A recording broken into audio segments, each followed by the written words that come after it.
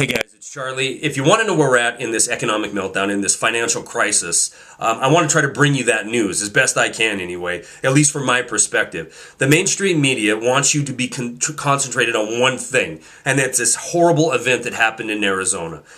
Our government themselves wants us bickering amongst ourselves saying, it's the left's fault or it's the right's fault. They will give speech after speech saying we got to take the politics out of this, we got to lower the rhetoric, and then turn around and do the exact same thing they just talked against. And the whole time we're being distracted from what's really going on.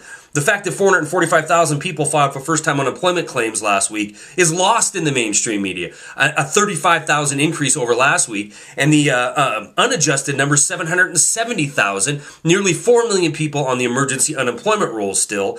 But that's lost in all the fervor. That's lost in all the smoke and mirrors. Just like the fact that on the 7th of January, Ben Bernanke came out and said he has no intention of being involved in local finance, meaning he's not going to do anything to help the states who have shortfalls in their budgets to the tune of $140 billion in 2011.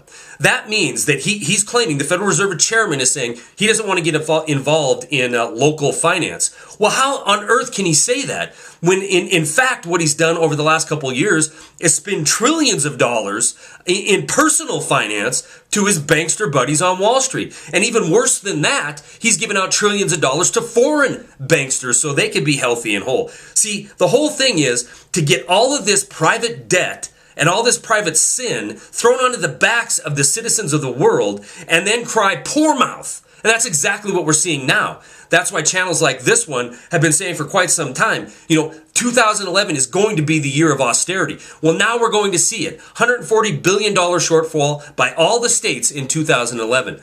Bernanke says it comes out and it's not the Fed's responsibility to worry about local finance. Well, these states are suffering because what happened on Wall Street, what happened in 2008 caused the borrowing costs of these states to skyrocket. They can't borrow money now. They can't pay their bills. And now the government and now Ben Bernanke, head of the privately owned Federal Reserve, is going to come out and say, we just can't do it at this point in time?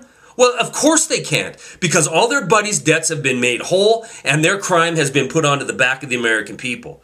And I don't know how much longer I can even come out here and be doing these videos, because if Robert Brady gets his way, we're going to have a legislation passed into law that says anything that I say or any symbol I show that could be deemed as a threat to the government or a congressman, I could be committing a crime on. This is the situation in this country right now. I know the mainstream media, I know that these talking heads on television and radio want you to think that everything's getting better, or their team, the red team or the blue team, it has all the answers and are going in the right direction. But the fact of the matter is, this collapse is ongoing and it's actually heating up. Stories are attached. That's all I got.